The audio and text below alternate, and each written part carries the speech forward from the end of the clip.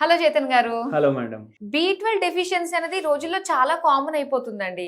ఈ B12 deficiency ఉండడం వల్ల ఎలాంటి పరిస్థితులు మనకొస్తాయి? మన బాడీలో చేంజెస్ ఏం కనిపిస్తాయి? దాన్ని ఓవర్‌కమ్ చేసుకోవడానికి ఎలాంటి హోమ్ రెమెడీ పాటిస్తే మంచిదంటారు? ఇప్పుడు ఏదో వార్ నడుస్తుంది అనుకోండి. సోల్జర్లు పోతారు కదా వాళ్ళలో. వాళ్ళు గన్లు తీసుకొని పోతారు, బుల్లెట్లు కూడా తీసుకొని పోతారు. ఆ బుల్లెట్లు ఒక తైలలో పెట్టుకుంటారు. అవునా కాదా? ఆయన పోయినాక తైలలో బుల్లెట్లు లేవంటే ఎట్లా అయిపోతుంది? చాలా ఇదైపోతుంది కదా.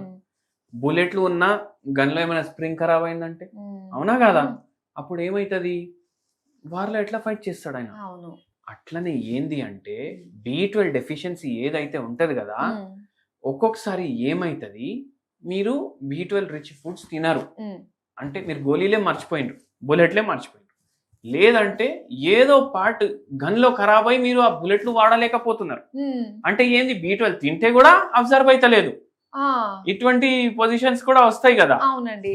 ఏమైతుందంటే B12 డెఫిషియన్సీ రావడానికి 2 కారణాలు ఉంటాయి.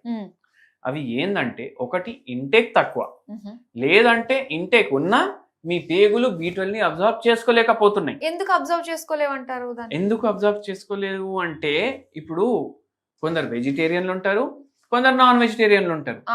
ఇప్పుడు ఏమైతుంది అంటే, వెజిటేరియన్స్ కి కొందరికి టెస్ట్ చేపిస్తే విటమిన్ బి నార్మల్ ఉంటుంది, చాలా మందికి అబ్నార్మల్ ఉంటుంది. మళ్ళీ అట్లానే నాన్ వెజ్ ఉన్న వాళ్ళకి చేపిస్తే టెస్ట్ తక్కువ ఉంటుంది. అంటే నాన్ వెజ్ తింటారు కదా, మళ్ళీ నార్మల్ ఉండాలి కదా. మళ్ళీ వారానికి 5-6 సార్లు నాన్ వెజ్ తినేటోళ్ళు కూడా ఉన్నారు, వాళ్ళకు కూడా తక్కువ ఉంది. ఎందుకంటే ఏదైతే ఈ మటను, చికెను ఎక్కడి నుంచి అయితే వస్తుంది, వాళ్ళు దానికి కొలెస్ట్రాల్ అని యాంటీబయాటిక్ ఇస్తారు. దేనికోసం ఇస్తారు? గ్రోత్ ప్రమోటర్ పేరుతోటి ఇస్తారు. అంటే తొందరగా అది పెరిగిపోవాలి, మార్కెట్లో రావాలి. అది ఫుడ్ చైన్ లో ఎంటర్ అయిపోతుంది. ఫుడ్ చైన్ లో ఎంటర్ అయిపోయినాక మంచిగా చికెన్ లాలీపాప్ లాగా తయారై మీ ప్లేట్ లో వస్తుంది. అది మీరు ఇదే తింటున్నారు, B12 ఉంది దాంట్లో, కానీ ఫుడ్ చైన్ లో వేరే ఇంప్యూరిటీస్ కూడా వచ్చేసినాయి కదా. ఇవి ఏం చూసుకుంటాయి అంటే న్యూట్రిషన్ సరిగా అబ్జర్వ్ అవ్వకపోవడం. మళ్ళా దాని తర్వాత ఇప్పుడు అట్లనే చెట్లు కూడా ఉన్నాయి, మనం పొలాలు వేస్తాము, అవునా కదా, దాని మీద పెస్టిసైడ్ కొడుతున్నాం కదా, దాని మీద కూడా కెమికల్ కొడుతున్నాం కదా. దేనికి? పంట మంచిగా ఉండాలి, ఎక్కువ పంట కావాలి.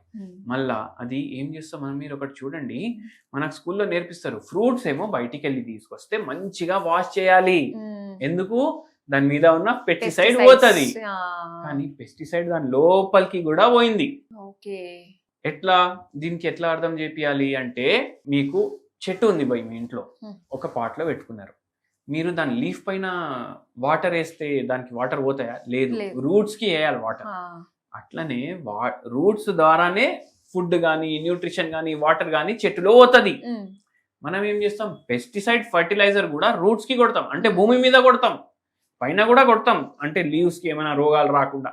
కానీ రూట్స్ నుంచి అయితే పోతుంది కదా, అది మీ ఫుడ్ లోపల వరకు వచ్చేస్తుంది. దాని వల్ల కూడా ఇట్లా అవుతుంది. ఇట్లా విటమిన్ డి డెఫిషియన్సీ చాలా మందికి, B12 డెఫిషియన్సీ చాలా మందికి. డి ఎట్లా అవుతుంది? అట్లనే సన్ లో కూర్చొని డి వస్తుంది అంటారు. పార్టిక్యులేట్ మ్యాటర్ అనేసి డస్ట్ ఉంటది, ఇది ఏడికెళ్ళి వస్తుంది? ఫ్యాక్టరీలకు వెళ్ళి పొగలు రావడం, మళ్ళా బండ్లకు వెళ్ళి పొగలు రావడం, ఇవన్నీ మన కాలుష్యం కాజ్ చేస్తాయి. ఇవి ఈ కాలుష్యంలో ఏమవుతుంది అంటే, ఏదైతే యూవీబీ రేస్ ఉంటాయి, అంటే సన్లైట్, అంటే ఏ సన్లైట్ అంటే ఆ సన్లైట్ కాదు, సన్లైట్ లో కూడా టైప్లు ఉంటాయి, మళ్ళీ అదే అన్ని కలిసి వస్తాయి అవి. అయితే దాంట్లో యూవీబీ రేస్ ఉంటాయి, అవి కింద వరకు రావాలి. కానీ పార్టిక్యులేట్ మ్యాటర్ ఉండడం వల్ల దానికి హిట్ అయ్యి అది రిఫ్లెక్ట్ అయిపోయి పైకి వెళ్ళిపోతుంది. అంత డస్ట్ ఉంది ఇప్పుడు, దానివల్ల మీరు ఎండలో కూర్చున్నా మీకు డీ ప్రొడ్యూస్ అయితే లేదు.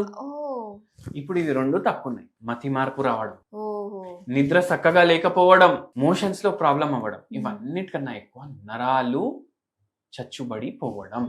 ఇప్పుడు మీరు చెప్పినవి ఏమైతే జబ్బులు ఉన్నాయో చాలా మంది ఇళ్లలో ప్రతి ఒక్కరు ఫేస్ చేస్తున్నవేనండి దీనివల్ల అయితే. ఇవన్నీ అవుతున్నాయి.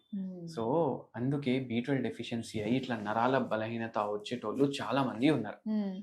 మళ్ళా దాని తర్వాత B12 తక్కువ ఉంటది కదా, B12 తక్కువ ఉంటే రక్తం కూడా తక్కువ అవుతుంది బాడీలో. రక్తం తక్కువ అయితే నరాలకైతే రక్తం పోతేనే కదా అవి చక్కగా నడిచేది. దానికి ఎలక్ట్రికల్ ఇంపల్స్ కావాలంటే బ్లడ్ కూడా కావాలి, దాంట్లోకి వెళ్ళి ఎలక్ట్రిసిటీ కరెక్ట్ గా పోవాలంటే. అయితే ఏమైపోతుంది, ఇప్పుడు బ్లడ్ కూడా తక్కువ ఉంది, హిమోగ్లోబిన్ తక్కువ ఉంది, ఆక్సిజన్ తక్కువ పోతుంది. ఆక్సిజన్ తక్కువ పోతే మనిషి బతికి ఉంటాడా? లేదు. కానీ తక్కువ పోతుంది, కానీ ఎంత కావాలంత పోవట్లేదు. ఏమైపోతుంది, ఆ ఎలక్ట్రికల్ యాక్టివిటీ నరాల్లో డిస్టర్బ్ అయిపోతుంది. ఓకే. అది డిస్టర్బ్ అయిపోయి ఏమయ్యేది ఉంది, మళ్ళా సార్ మొత్తం రోజు నీరసంగా అనిపిస్తుంది, చేతులు లాగుతున్నాయి, చేతిలో మంటలు వస్తున్నాయి, అరికాల్లో తిమ్మిర్లు వస్తున్నాయి, మంటలు వస్తున్నాయి. ఇవే చెప్పుకొని ఒక పేషెంట్ కూడా వచ్చిండ్రు. రక్తం తక్కువ ఉంది, B12 తక్కువ ఉంది, బొక్కలు వీక్ అయినాయి.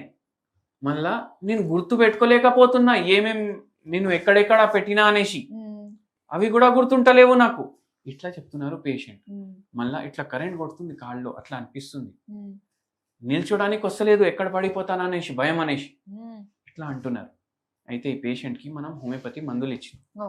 హోమియోపతి సిద్ధాంతం ఏంటంటే ఏవి ఇన్వేజివ్ ప్రొసీజర్ లేకుండా, ఆపరేషన్లు చేయకుండా మనం మందులతోటి తగ్గియాలి. కానీ లాంగ్ ప్రాసెస్ అని చెప్పేసి అనుకుంటూ ఉంటారు. ఇప్పుడు ఇంకో లైఫ్ స్పాన్ ఇంకో 30 ఏండ్లు ఉందనుకోండి, ఇంకో 30 ఏండ్లు మీ రోగంతో ఉండాలి అనేసి చెప్పడం బెటరా? ఒక 6 months 1 year వాడండి, పూర్తిగా తగ్గుతుంది. ఏది బెటర్? ఇదే కదా. మళ్ళా హోమియోపతి మందులు మనం ఒక 6 months కి 1 year కి వాడమని చెప్తున్నాం. 2 నెలలకి మందులు ఇస్తాం. 2 నెలలకి మందులు ఇస్తే ఫస్ట్ 2 months లోనే వాళ్ళకి బెటర్ అనిపిస్తుంది. ఈ పేషెంట్ కి ఫస్ట్ 2 months లోనే 40% 50% తేడా వచ్చింది. ఒక 4 నెలలు 5 నెలల తర్వాత అసలు ఏం అనిపించదు, ఎందుకంటే రక్తం కూడా పైకి పోతుంది, మళ్ళా దాంతో పాటు B12 కూడా పెరుగుతుంది, మంచిగా ఉంటది, సిగ్నల్స్ కూడా కరెక్ట్ గా పాస్ అవుతాయి. కానీ మనం మందులు ఆపం. అప్పటికి ఒక 2-3 సార్లు 2-3 నెలలకి రిపోర్ట్లు చేపిస్తాం, అన్ని నార్మల్ వచ్చినాయి అంటే మందులు ఆపేస్తాం, ఇంకా మందు అవసరం పడదు దాని తర్వాత అట్లా. అయితే B12 కి ఇంట్లో చేసుకునే రెమెడీ ఏముంది డాక్టర్ గారు? B12 మీకు డెఫిషియన్సీ ఉంది, లేకపోతే అబ్జర్వ్ అవుతలేదు చక్కగా అంటే మీరు ఏం చేయండి అంటే, కూరగాయలు అమ్మే మార్కెట్లు ఉంటాయి కదా, ఆడికి పోతే మీకు పచ్చి పసుపు దొరుకుతుంది, ఏది కొమ్మ దొరుకుతుంది, మొత్తం పచ్చి పసుపు కొమ్మ ఇంత సైజ్ అనుకోండి, చిన్న సైజు. మళ్ళా దాంతో పాటు అల్లం చిన్న సైజు, ఇవి 2 దంచుకోండి.